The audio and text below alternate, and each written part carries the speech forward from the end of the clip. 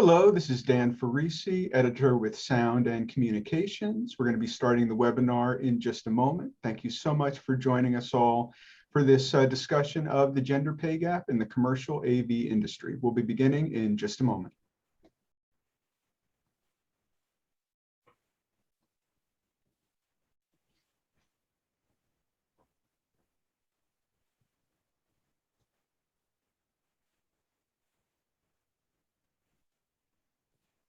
For those just joining, this is the webinar about the commercial AV industry and the gender pay gap within it. We'll be beginning in probably 30 seconds or so, just letting the room continue to populate. But we will be beginning this discussion in just a moment. Thank you so much for joining us.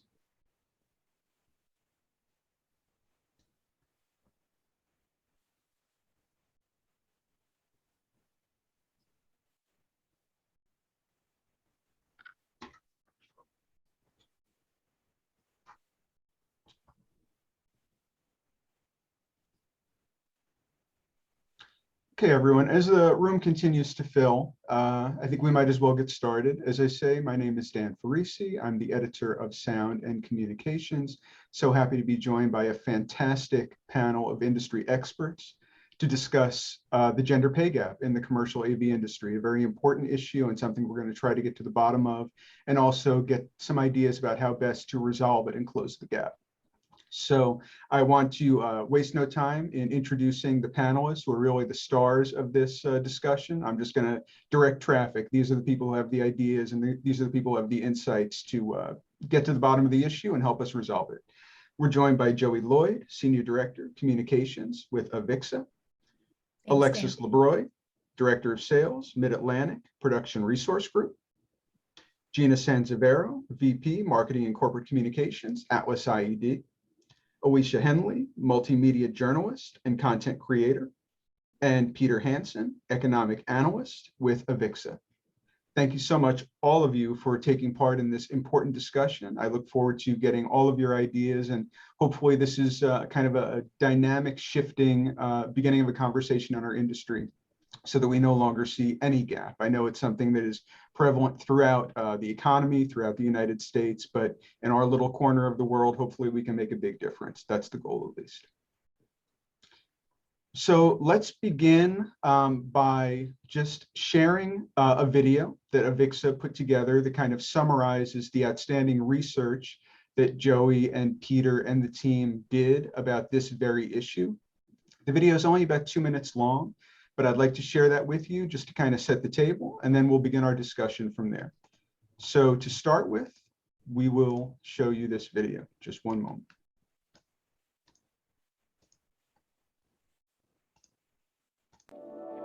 %, 83%, 89%. This is a fraction of what women earn in pro AV versus men.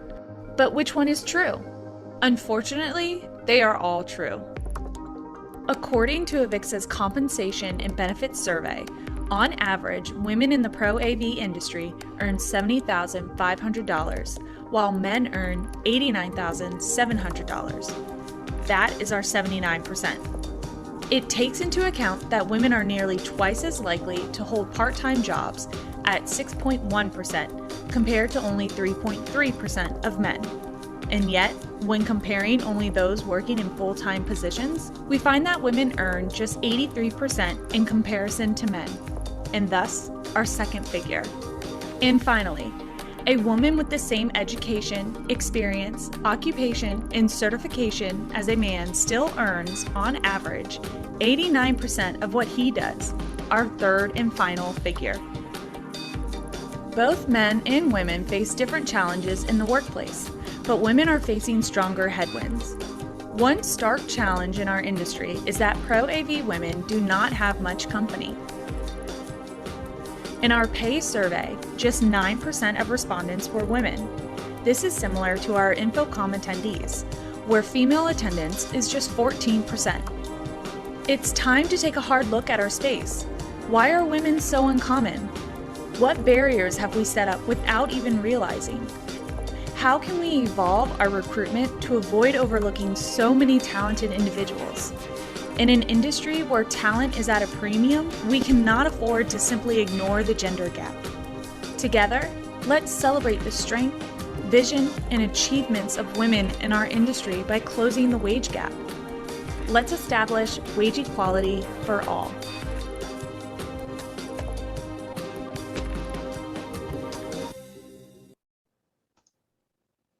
So thank you very much, AVIXA, for producing that video and allowing us to use it. I think that does set the table for the dialogue that is to follow.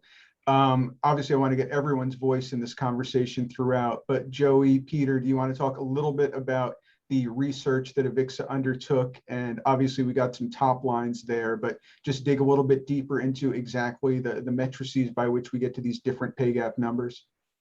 I think Peter, absolutely. Yeah, absolutely. Peter and his team led that survey and that research, and I think it would be great to have him take point on that. Thanks, Joey. So these numbers, where they're coming from, starts in two places. The first place is in this decades-long history of economics research that has created sort of consensus approach to first surveying and then creating a model to kind of understand what's going on and kind of measure those gaps. So what we did is we created this survey based on a lot of the same kind of gold standard economic research surveys that create sort of US numbers, kind of these academic studies, government studies. AVIXA created a Pro-AV compensation study based on that. And then we just applied these tried and true economic measurement techniques to create that 79%, 83%, 89% numbers. One piece of contents I'd like to add is that on the US overall, the sort of full-time pay gap that comparable to the 83% figure is 82%, which makes it seem a little bit better, but actually when we talk about that 83% figure, we're talking about an industry, one single industry rather than all industries. And that's an extra control. And we're a high-paying industry, and men more often work in a lot of high-paying industries. So really, we're kind of in line with, or maybe even a little worse on that metric, which is actually the same as the 89% controlled for everything sort of metric, which for the US overall is 92%. So at 89%, we're a little behind. And just one more point I'd love to add about that 89% figure. A lot of people call it sort of the apples to apples comparison, because it's okay, for the exact same unit of work, this is what the pay gap is. And that's an important metric. I'm happy we're talking about it, but I just always want to kind of make it clear whenever we talk about that it can be a little bit of a trap, right? Because there is a reason why women are different on the sort of experience, education, certification, right? Women maybe aren't as long tenured in AV, and that probably says something about our industry. Companies maybe aren't investing in women employees to get CTS as frequently, possibly. And then that creates some of that 83% gap there. So I just want to stress that, just because the 89% is apples to apples, there's a lot of important context that you just can't leave out of the conversation that I'm sure we'll get into today. So in terms of some of the non-industry related factors, and we're going to get into all the industry related factors as kind of the meat of the dialogue, but in terms of sociological factors, psychological factors, when we were talking initially in planning this webinar, one of the panelists mentioned the concept that sometimes women might be more reluctant to ask for raises than men, or it might not be as natural of a thing for them to do. So to what extent are these exogenous factors that are coming to people in the industry? And to what extent might it be something where women might, again, be less willing to ask for raises, or something that's more psychological or sociological than an exogenous factor that's exercising itself onto the industry? So, yeah, go ahead, Joey. No, I was just going to say, oftentimes as women, and I know for myself, you're taught to be polite, you're told to smile, you're told to accept what you've been given. And I will share with you, last evening, I was chatting with my mom and I was sharing with her what we were doing today. And the first question she asked me was, there's a pay gap?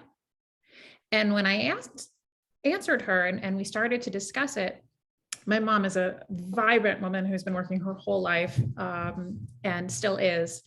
And she shared with me that she knows that her counterpart, who is male, makes more money than her. And in fact, she never even thought to question it because she worked her way into the position while he was hired for the position. So therefore, she would never ask to be compensated equally to him to make that parity happen.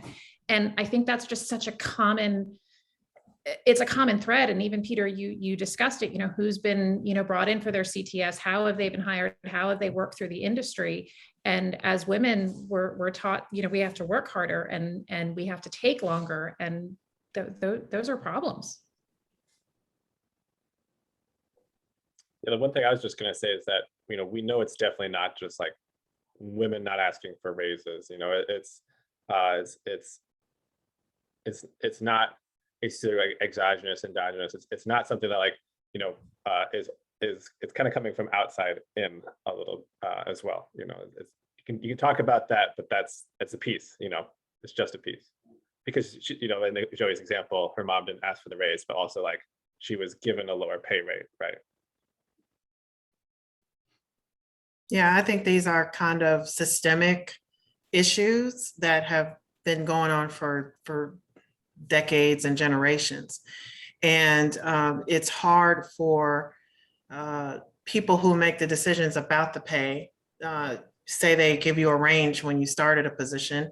It's hard for traditionally, or I think the data shows that women are given a lower salary overall, or it's just so many factors. They either start with a lower salary from the beginning, or they're not in a position to be able to ask for a higher salary as they go on in a tenure with a company. It's a systemic issue that I think is the issue. It's not something that a woman can do on her own to get herself a higher rate. It has to be from the company, from HR. It has to be all the way. All of those factors need to be taken into account to be able to raise the rates for all women.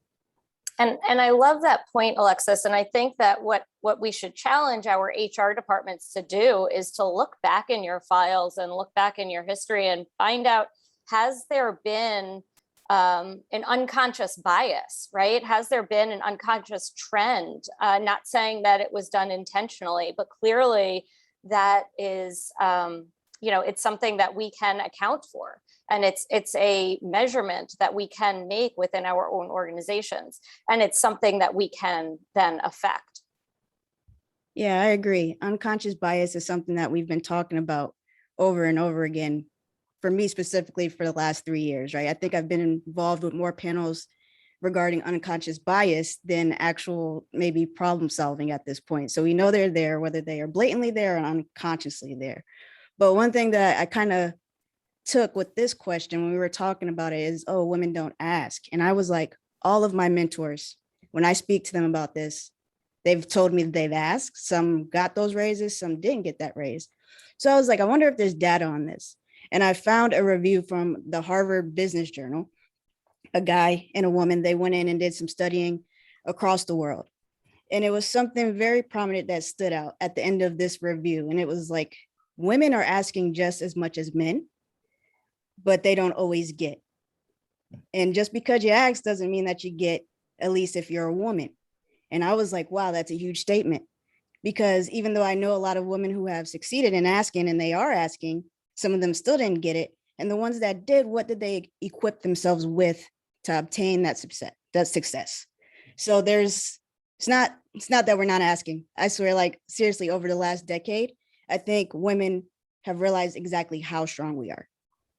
Are we worse at negotiating then? Maybe. I have a friend of mine who, first of all, you have to know that you're making less, right? So that's the first thing. You need to have that knowledge. So however you get that knowledge, we need the help of the people in our organization, other men, other women, to tell us that we're not making enough if they find that information. So my friend worked at an organization, and a man came to her and told her that she was being grossly underpaid for the same position that her coworkers, her other fellow men were doing. So she went to her managers and asked for a raise and explained the situation to them, which I'm sure they already knew. And what they told her in this situation was, well, I'm sorry, we can't, it's in the middle of the year. We don't negotiate raises until review time. So in her situation, she didn't make it to review time. She quit and she found a better job and she made the money that she deserved to make. And this is, it's just one example. There's tons of examples, but this is just an example of, the company had an opportunity to make that right. They made a choice not to make it right. They knew that it was, and they knew that there was a disparity between the pay between her and her male counterparts. They made a choice not to do anything about it. So that's just one example of where someone did ask and they were turned down, and it was they hid behind this is our rule, and that's why we can't give you a raise right now. There's also that fear of asking, right? I feel like sometimes whether you're male or female, you might not even actually like confrontation, right? So apparently that person at that point in time asked and was like, well, there's no hope here, and just left. There could have been a further conversation if they stood up and actually recognized what was going on. So fear might have played a part in whether people ask or not too, to avoid that confrontation. Something that, sorry, go ahead, Joey. I was just going to say, I think that's where allies matter. And I know we'll talk more about that. But yes, it's one thing with companies and their HR departments, and that is an absolute and a must need and a must have. But there's also the idea of allies and those who say, this is not fair. I also don't want to be at a company that is going to take care of fellow employees in this way. Yeah, and kind of jumping off that, I was going to say that I think it's as managers, as supervisors, as leaders in our organizations, it's also up to us to be able to have those conversations and not shut people down. Alexis, in your particular circumstance, it sounded like that was a hard no. Like, I'm not going to have this conversation with you. I will put this off until the end of the year. And guess what? You have no recourse. But as a leader in my organization, I would welcome that discussion. And perhaps I won't be able to do anything until the end of the year. But at the very least, we can have that discussion, and I'm able to bring in the information that I need in order to go to bat for you, in order to be able to, believe that we're doing the right thing for you. And so, I don't know, leadership training, basics 101, right? One thing I'd add too is that I think Alexis's story really illustrates why it's in like a lot of businesses' own interest to think about what's going on with women. I mean, this business just cost itself a talented employee, and not just like, okay, there's a talented employee, maybe they can hire another one, but this person had like internal knowledge, they were already on the team, there's no search costs. If you can retain a female employee by fairly compensating her, that's great. One thing we mentioned in the video is part-time work versus full-time work. Women are more in part-time work. Looks like that's caused because women tend to have a bit more responsibility at home, makes it harder for them to full-time work. We're at a point right now where talent is scarce in the industry. A lot of companies are struggling to hire, particularly for these kind of like skill sets that apply to this sort of like remote technology. So if you think about these kind of women's issues, like some barriers women are facing to staying in the industry, to working full time, to giving everything to your organization, and you address them, you make it easier for them to stick around, to give more hours. Like, that's the perfect hire, really. Like, if you can keep the person on hand, like help them get 5-10 more hours because you gave them extra flexibility, and so they were able to balance work and other responsibilities better.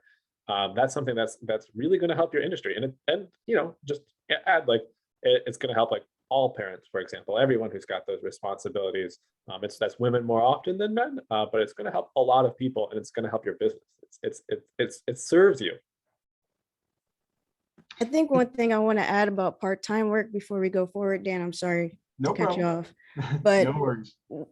I wish that we would stop associating it to what a woman is dealing with at home based on hours. Because women hold more part-time jobs does not mean that she has children at home or something else that she has to take care of before her job. I held 4 part-time jobs before I was able to get a full-time position because experience was part of that. I did work in a very small vertical with House of Worship. So that right off the rip is a part-time gig most of the time. So part-time work is part of how young women are getting our feet in the door, whether we have children, families, or whatever the case might be. We have to start somewhere. And I think that speaks volumes to those numbers that's in the data that's shown from AVIXA. Thank you for pointing that out. I think it's important to address. I know for AVIXA, for Peter and myself, we are continuing to learn every single day and address both conscious and unconscious biases. And I think it's important what you pointed out. So thank you. I think one thing to broaden the discussion a bit, obviously the gender pay gap as a whole is very important, but women are not a monolith. We live in a society where there are a lot of intersectional identities that each of us has. It could be racial, it could be ethnic, it could be religious. If one has a religious affiliation, it could be any number of things, whether you're part of the LGBTQI+ community, all these kinds of things are elements of identity, and they also have an effect on pay gap potentially. The lived experience of a Black woman is different from a white woman. The lived experience of a Latina woman is different from a non-Latina woman. So do you feel like, even if AVIXA's research didn't touch on this specifically, that the pay gap has intersectional aspects to it? It definitely does. Go, please Yeah. go on. Yes, I think it definitely does. You know, in that research, that number, the 83% number, that is the general number for women, for working women, you know, just the general number. So I looked at, I've heard of this equal pay day, right? And so the equal pay day for Asian American Pacific Islander women and for white women is in March. It's 85%, it's 82% of a man's salary. So it takes those women until March to earn what a white man would have earned, a cis white man, I should say, would earn by the end of the previous year, December 31st. So it takes all the way until March. For Black women, that date is August 3rd. So it takes, you know, it's 63% of a man's salary. So it takes you all the way until August to earn, these are general numbers, right? To earn what that man would have earned by December. So that's past a year and a half. For Native American women, it's September. For Latina women, it's October. So for a Latina, it's almost 2 years, almost another full year to earn what that cis white man would have earned in December the previous year.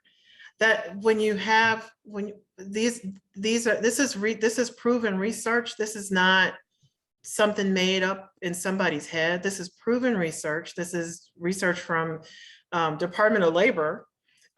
This is real data. It's real numbers. And that's why I say that it's systemic. It's not something that women have to do on their own. So I can only imagine what those numbers are in the AV industry and in technology industries for Black women, Native American women, Latina women. There's so few of women of color in those technology fields. So I can only imagine what that number is for them. And I guess I just have to keep stressing that these are real numbers, real research that we can send you links to prove the research is there. That's something that just keeps going on over and over and over again in my mind. People don't believe this research, and I'm not sure why. I think to add to that, Alexis, and to add to one of our comments about entry-level positions, McKinsey, in partnership with leanin.org, has been taking a look at women in the workplace for years.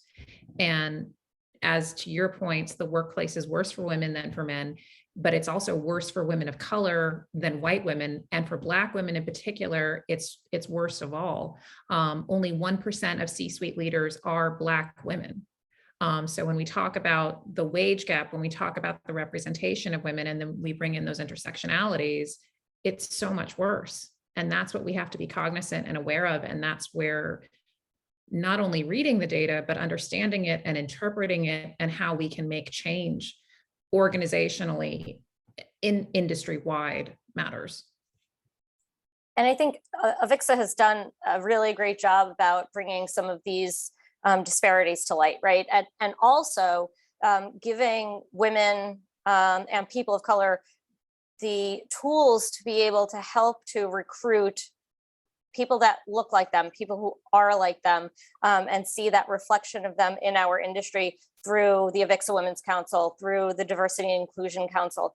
The more people like us that we can get within our industry, the more people then that we're able to recruit, the more diversity that we have, and the more strength we have as an industry. So kudos to AVIXA and other industry organizations who really see that need, but there's a lot more that we have to do, clearly. Yeah, and those numbers that Alexis shared, I actually went and looked at a lot of those websites myself and started doing some digging, because I really couldn't believe those numbers. And then when you look at the data and the companies that are behind them providing this, it's like, okay, wow, you know, you don't know what you don't know. And I've had this conversation with Alexis so many times, like, I'm young, I'm Black, I'm female, you could put me in the category of, you know, lesbian, whatever the case is. And I used to shy away from all of that because I wanted to be successful in my career. And then I realized how powerful it is to be a part of all that, especially within our industry, since a lot of it is not shown. And one time I heard Alexis say this: if you could see me, you could be me. And now that's actually like part of my daily motto. Like, okay, I'm young, I'm Black, all these things you want to throw me into, but you know what, I'm going to keep climbing this ladder to pursue so somebody else can see me. And that's really what this open conversation is going to lead to, inspire others to maybe get involved, speak up, and actually share their experiences and how we can better that. And that's what's most important to me. So those numbers are real, and I can't wait for Alexis to share those links, because they're powerful. They make you sit back and wonder where you stand as a person, but it also makes me realize how resilient we are as a group of women, as people of color, and we just need to keep pushing the envelope forward.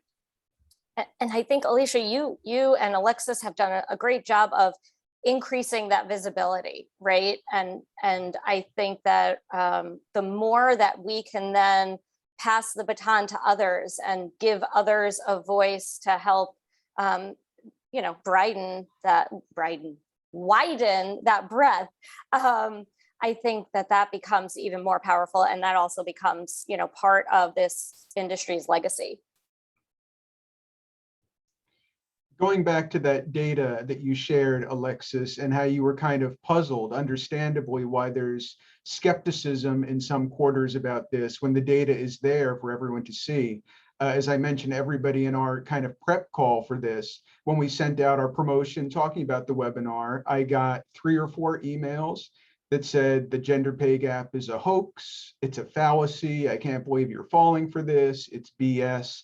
Clearly, there's a lot of consciousness raising to be done. I mean, it's probably not coincidental that the people from whom I got those emails all were males, probably not a coincidence.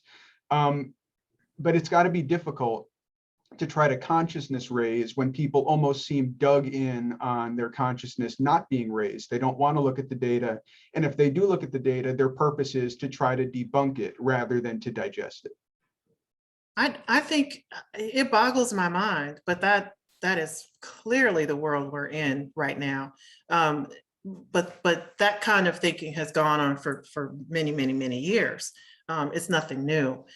I think it's really important to understand the company, organization's culture before you take a job there. Whatever you can do to find out what that organization's culture is like before interviewing, or, you know, when I used to interview people, when I worked in the hotel, I would tell them, you know, go talk to the people on my team. If you want to know how it is to work for me, if you want to know how it is to work at this organization, you know, we work hard, but then we play hard too, you know. But I encourage people, don't just take it from me. Go talk to people who work for the other people who work for the organization, so you can get a better idea of what it feels like to work for this organization. The guys who replied to you, Dan, in that manner, those are people you don't want to work for. That's my opinion. Those are the people to stay away from, because they just don't believe in the facts and the data. It's not just a woman complaining and going to someone and saying, hey, this is an issue. I should be compensated fairly. It's a legal issue. It could be. But fair is fair. And I don't know where that, why that's lost on people. And I don't know why, if you see research from the Department of Labor or from, you know, different organizations who are doing, you know, McKinsey, like Joey mentioned, there's nothing in it for them to not to tell the truth, you know. So I think those are the people that we need to share, you know, when you run into that type of toxic culture, protect your fellow women and men who are working in those situations, who might, you know, who you hear, oh, what do you hear about that organization? I think we have to tell the truth. We have to speak up. We have to be vocal and try to prevent someone from going into that situation without their eyes wide open. It's unfortunate that, I mean, some people just don't want to believe the truth, and there's nothing we can do about that. But I would like to see some of those people's hiring teams. yeah, Like, you know, like, I get it. You don't believe it. Well, don't believe the data. Let's see your hiring managers. You know, It's so infuriating, isn't it, when you hear things like that? But one of the things that I do want to say is that, you know, there are organizations, there are companies out there who are actively changing their culture. And so using their history to gauge whether or not it's going to be a fit for you may be unfair. So I think it's also really important then when you're going through that hiring process, you're also asking questions that are leading you to understand, what is that cultural shift? How was it started? Where is it coming from? And so if that's the case, and there has been a cultural shift, or they're in the process of a cultural shift, and you feel like this is someplace that you want to be, and to help lead that shift, that also might be a good spot for you. agreed. You know, being a Black woman in this industry and in business, it is absolutely exhausting to be one of the people to be in a place where you're responsible for that shift. It's exhausting. Yeah. So, you know, it's exhausting for something to happen in real life that is horrendous, but you can't talk to anybody about it at work.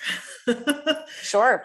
It's exhausting. So I take your point, Gina, that these changes are happening at organizations, but I think you can find that out when you do talk to the people who are in the organization, about what, you know, is a cultural shift happening?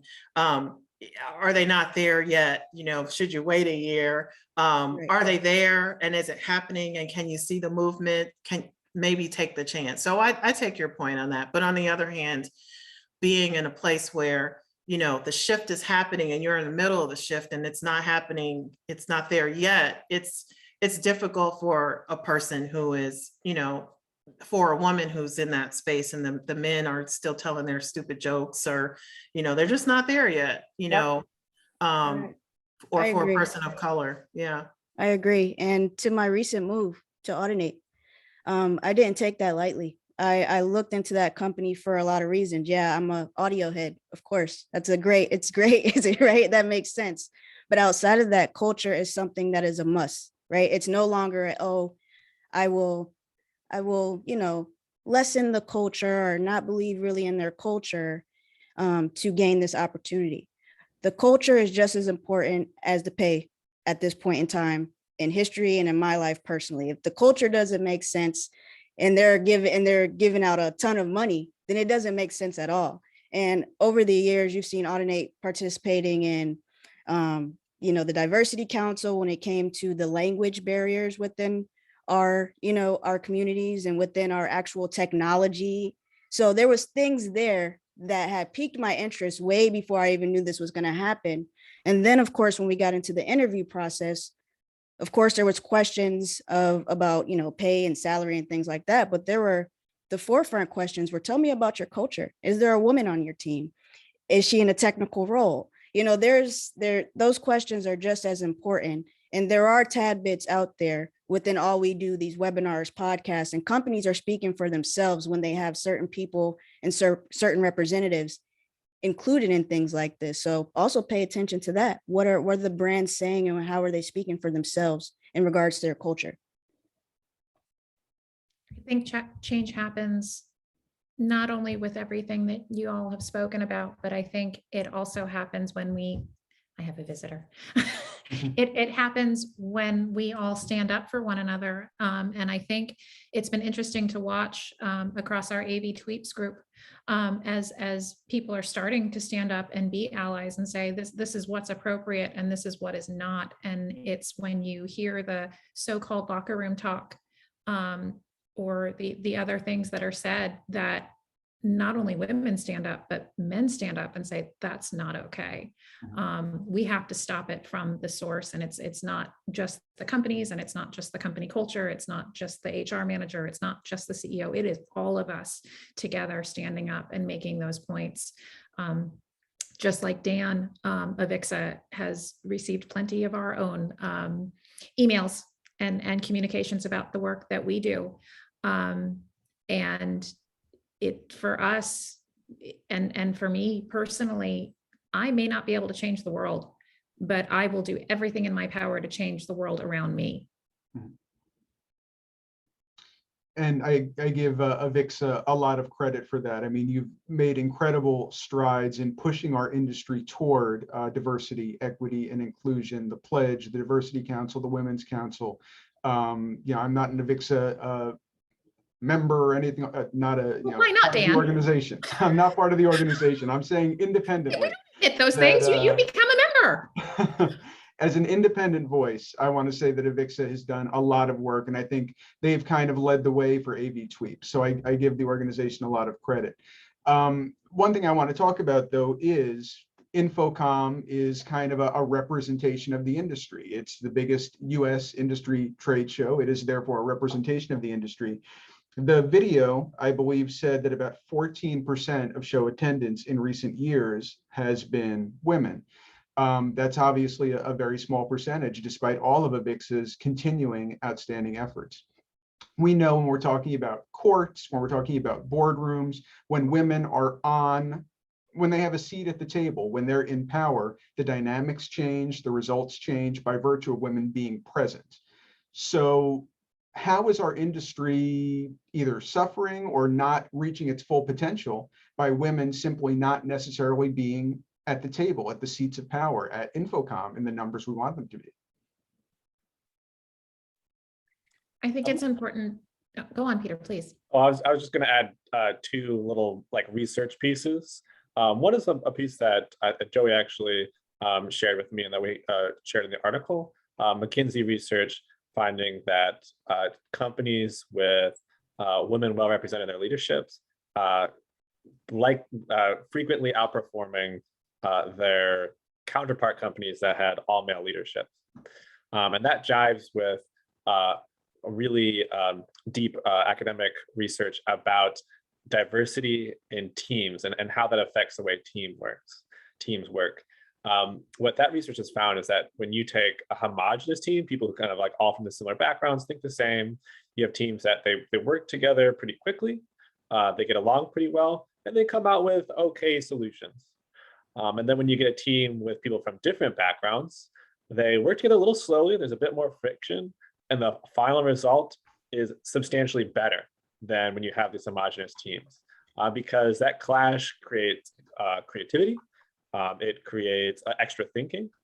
And I think that actually you can really see the sort of example and proof of how like bringing people from different backgrounds together creates better solutions in AV. I think AV really exemplifies that in a lot of places with, for example, like a concert, right? That's a combination of some people with some really strong technical chops with some people from like really strong musical backgrounds. They just know sound, you know, they know what sounds awesome.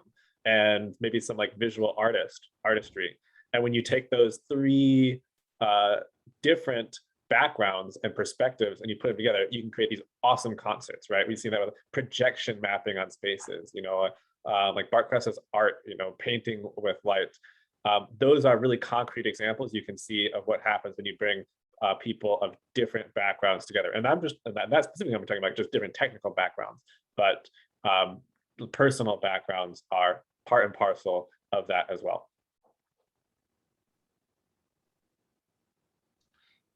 So in terms of potential solutions for the gender pay gap, how to close the gap, how to make things better, how to increase representation in our industry, and as a result at our shows, I'd like pretty much to focus this portion of the conversation on Joey and Alesia and Gina and Alexis. I think the best solutions are going to come from the people whose group is affected by the problem. What do you think the solution is? What would you suggest for the rest of the industry? Who wants to start with that big breath of solutions to fix everything? I think there's already been a lot of points raised. It's getting down with the data, reading it, understanding it, and not tossing it off as fake news. So we can start with that. There are the changes that happen within the cultures of each of the companies that we work in understanding that diversity not only leads to success, but it's going to lead to the future of our industry. If all we have are middle-aged white men, at some point we will go extinct. So it's understanding what diversity, what young women, what young men, what young people of diverse backgrounds, colors, shapes, and sizes, what that brings. And then you get down to the tactical ideas of remove names and other information from your submission process in HR. Why do you need to know if someone is male or female, or why do you need to know their name? There's so much bias in that when that starts at the inception process. There is so much data out there about ethnic names and the unconscious bias that comes just with seeing that. So there are ways to programmatically and systematically remove those types of unconscious bias, and companies have to be open to it. We have to be open to it. We have to create environments that are friendlier to women and people of color. At InfoComm this year, one of the things that we've been doing and working through is creating gender neutral bathrooms to make sure that everyone has a space, because that is a basic human right. You know, it's small steps, and there is so much more to do. But if we start to take those small steps and we start crawling, eventually we're going to walk, and then we're going to run. I think at the show, and just something that has been brought up in the past is, you know, I've gone to the show and I've gone to various booths and gotten ignored, you know, or I don't know why I was ignored, but, you know, I made assumptions about it. But another thing, you know, is recognize when women come to the booth and answer their questions. They have projects that they can bring to you, you know, but if you ignore someone, they're going to walk away and go to your competitor, and then maybe they'll answer the questions, you know. Another thing is have women in your booths who can answer questions, your female engineers, and they can answer questions just like everybody else. Make a concerted effort. The companies that exhibit, the companies who allow people to attend, make a concerted effort to bring more women to the show. I think that's the only way to get more women at the show, is for more women to be approved to come to the show. I can't tell you how many women I've talked to that said, oh, my boss won't let me come to the show. Well, why not? They have no reason. There's no reason, but include women in the plans at the beginning of the year, or whenever you're making plans to bring people to the show. Include the women in your organization so that they can come to the show. And yes, they have their own hotel room. Yes. One thing I would love to see are bathroom lines for us. Like I would love to see that. We joke every year. We're like, oh, we don't have a problem with InfoComm because we don't have to wait on the bathroom lines. But I would love to see bathroom lines for women. And to Joey's point, now we're not even going to have men and women bathrooms, which is phenomenal. I mean, but I would love to see women on those lines.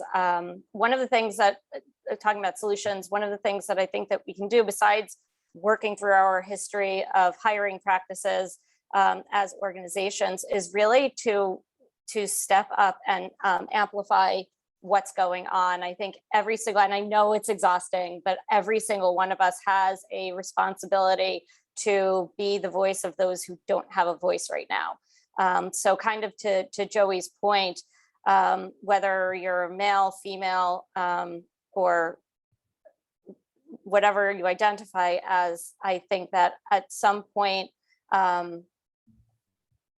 if you have a voice and if you have a platform, respectfully raise that voice, respectfully leverage that platform, and challenge what's going on. Because if you're not challenging it, then you're just sitting back and letting it happen. So I think that's why we all felt compelled to come onto this panel today, was to raise the volume of this particular issue. And kind of, Alexis, I had a similar experience a few years ago. Before I was with Atlas, I was in the booth of my former company, and somebody walks up to me, and I've been going to InfoComm for a very long time. I'm not even going to say when my first InfoComm was, because that would age me. But just a few years ago, they came up to me and said, excuse me, can you please take me to somebody who can explain this product to me? And I turned around and I said, I can do that for you, sir. And we had a conversation. It was a very respectful conversation, and he kind of chuckled, and we had our 15 minutes or whatever it was, and he moved on. But it still happens so often. The best part for me is when you turn around and you say, oh, I can explain to you this product, and the surprise on their face, it makes my day, honestly. Like, it just like, oh yes, all right, now I got you. Now let's go talk about some cool technology, right? But that it sucks that it's that way. But I also like proving a point, and maybe that's because I don't know, I'm not that young, but I'm not, like maybe I just love proving points. I like being that person that's like, yeah, we got this, and I can do this too. But in regards to like the show, like a lot of the numbers from the data does come from the show, and even the data that was provided from this blog in particular, it was a small amount of people. It was like 2,000, 2,500, something like that. That's very small to the amount of people that are actually out the show. So when we think about it, if we think about the numbers and how they're calculated, let's break down those barriers. Like, yes, nominate women on your team. But if I don't have a team that pays for me, how do I get there? Right? The first time I went to InfoComm, I paid for it out of pocket, and I had to take vacation just to get there. Like, I had to take vacation from my actual job to go to the show and put myself out there, but I knew that I had to put myself out there to continue to grow my career. So it's like it's a teeter-totter there, because another thing is, if I did have children, who's going to watch my kids? I have to pay for that childcare, while I'm at the show, and then pay for my stay, and then pay for all of this. So if you do work for a company that attends InfoComm, let's find ways to nominate women on our team to get them to the show. Maybe that's a start. If you're already sending people, let's maybe not take 2 guys and substitute them for 2 women, or not even eliminate the number of guys. Let's just add women to it if the dollars are there. Let's find something in between that actually works, and include field techs, because they're the ones that have to get out there with, the product and everything. If I'm a woman and I'm actually a field tech, or I'm working in events, I can't go to InfoComm because 9 times out of 10, my boss wants me to stay and run a show. Let's plan ahead. Okay, we know when InfoComm is, like, legit. The last 2 years is the only 2 years have been up in limbo. Other than that, we know that it's going to happen in Vegas or Orlando at this time every year. Plan accordingly. June. Don't make an excuse. It's June. If anybody's questioning it, it's June. It's June, right? Exactly. That hasn't changed for over years up until the COVID situation. So we know, let's plan ahead. That's one thing for the show. In my opinion, that's a solution. When it comes to beyond the show, I think Gladys just said it in the chat, but it was one of mine too. So shout out to Gladys for that. But obviously audits, right? Alexis made a point about her friend that went mid-year and asked for that raise. Do an audit mid-year. So when it comes time for a review, actually do the review and know that you audit all of your workers. If you're a hiring manager, audit everybody, not just the women, and make sure things are even playing field based off a role or work or time, whatever the case is, seniority. There's a lot of things that play into it, but do a grand audit before review time comes and actually do that review. And then you have data to say, oh, hey, so-and-so did this, so-and-so did that, and maybe this guy didn't. So, like I think it's a push and pull effect there as well, but you have to do the work to evaluate your team, or else that bias is continuously there. And then we'll be here again talking about this next year, which is kind of like pointless. And then the last thing I just want to add is transparency. Even though you do an audit, those numbers may or might not be transparent. But there was a blog review from HR Drive, and it showed that the companies that were transparent, they had some kind of transparent pay wage to where everybody could see what they made. Women made exactly to the dollar or $1.02 more to what the man was being paid. So transparency breeds change. At some point we have to start having these conversations open and being transparent about it if we actually want to see change. So that's my 2 cents. I'm done now, Dan. I have a question for the ladies. Dan, I'm going to take over your position for a second. Go right ahead. I have a question for the ladies. Tony in the chat had put that his organization has a blind redacted policy for reviewing resumes. And all I could think of was, I'm not entirely sure that's even a solution, because what we're trying to do is we're trying to increase diversity. We're trying to increase strength. We're trying to increase different points of view in our organizations. And if you're identifying pieces of information, are you just perpetuating the potential because of the number of men versus women who apply for the job? Are you just perpetuating the potential to keep our numbers the same and to keep your organizational numbers the same? So I'm curious where you see that as potentially being the solution or not the solution, and what can be tweaked within that policy to maybe help increase the diversity but decrease the bias? I can offer just some research background on where that idea comes from. Some economists have run studies where they create identical resumes and then put for example, a woman's name and then a man's name, or like a stereotypically Black name and then a stereotypically white name, and just shoot those out and see what comes back.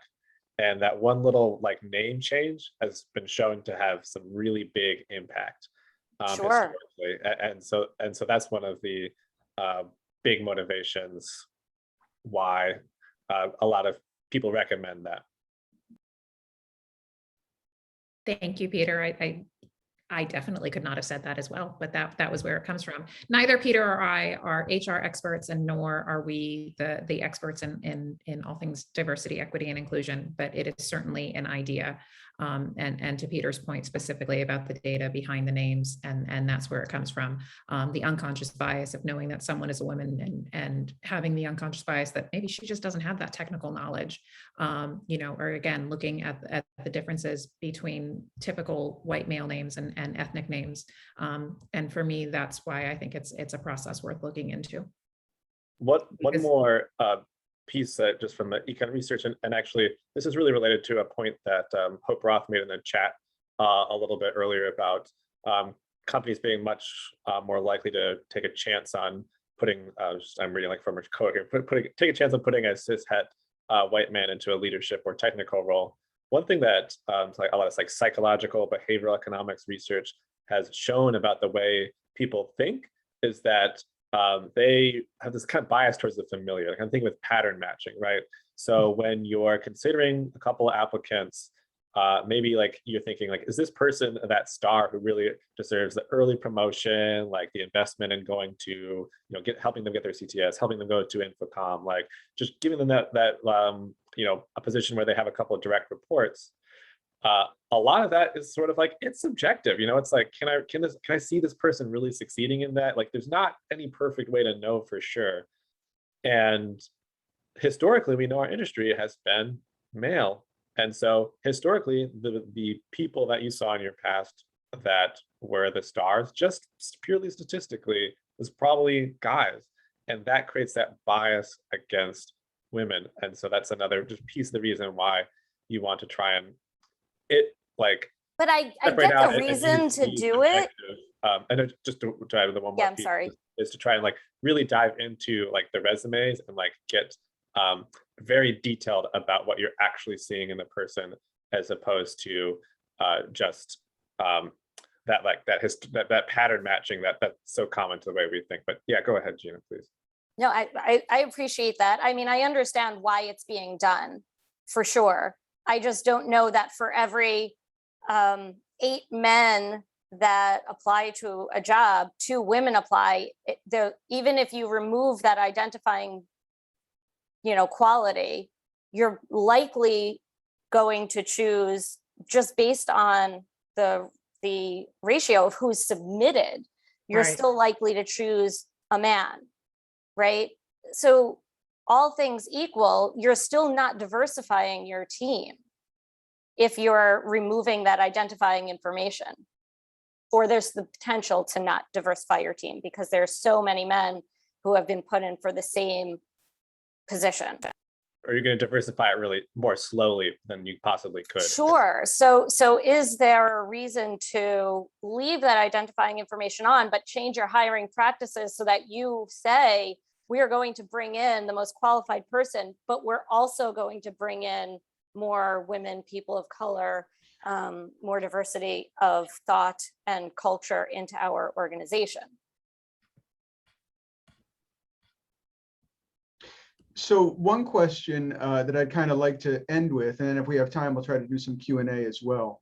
It's been said that the arc of history is long, but it bends toward justice. I think it's easy for someone like me maybe to hope or even to believe, because I'm not necessarily climbing the mountain, at least demographically, that a lot of other people are. I don't necessarily have the same hurdles that other people do. What is your collective feeling of optimism or pessimism that the long arc of history is going to bend toward justice in this case?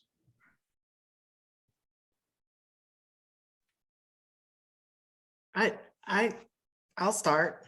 It's a tough one. I'm optimistic, and I would say that I'm a realist more than an optimist or a pessimist type of person. But I'm optimistic about it. I think it's just taking too long. I don't know what the time frame is. I don't know what that is, but like I said in the chat, I try to reach out to young people. I actively recruit young people to this industry. Men, women, doesn't matter. People of color, underrepresented communities. I actively seek them out and try to talk to them. High school age, 18 to 25, working in the various IT programs. I don't know how long that will take for me to get 1 or 2 people, but that is what I do.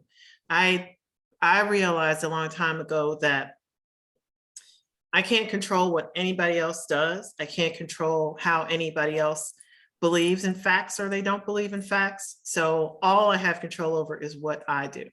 So I don't know how long it will take for me to be in a room at Infocom and see a sea of, people who don't look like me. I don't know how long that will take, but I am personally talking to as many people as I can about our industry. And that's what I would encourage people to do. I think that will make a difference. I think if we actively try to find people, if you look at all those resumes like Gina mentioned, and everybody kind of looks like they have the same qualifications, why not choose people who are not not the same in your organization to give them an interview? Why not? At a certain point, we have to actively be anti-sexist, anti-racist. It has to be an active thing that we do, a conscious thing that we do in order to combat some of these issues. It can't be passive. It has to be active.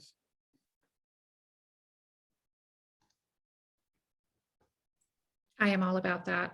Yeah, I agree. I feel like we should almost end there, and I want to clap. Let's do that. Well, I would like to thank everyone for taking part in this dialogue. I really appreciate everyone's perspective, and thank you to AtlasIED for supporting it and sponsoring the webinar. I'd like to once again give credit for all these great ideas and insights to Joé Lloyd, Senior Director, Communications with AVIXA, Alexis La Broi, Director of Sales, Mid-Atlantic with Production Resource Group, Gina Sansivero, VP, Marketing and Corporate Communications, AtlasIED, Alesia Hendley, Multimedia Journalist and Content Creator, and Peter Hansen, Economic Analyst at AVIXA. Thank you so much for taking part in this panel discussion. I hope it spurred some ideas both for you and for our organizations in the industry and for the industry as a whole. My name is Dan Ferrisi, Editor of Sound and Communications, and thank you again, everyone, for taking part in this important dialogue. Thank you. Dan. Thank you.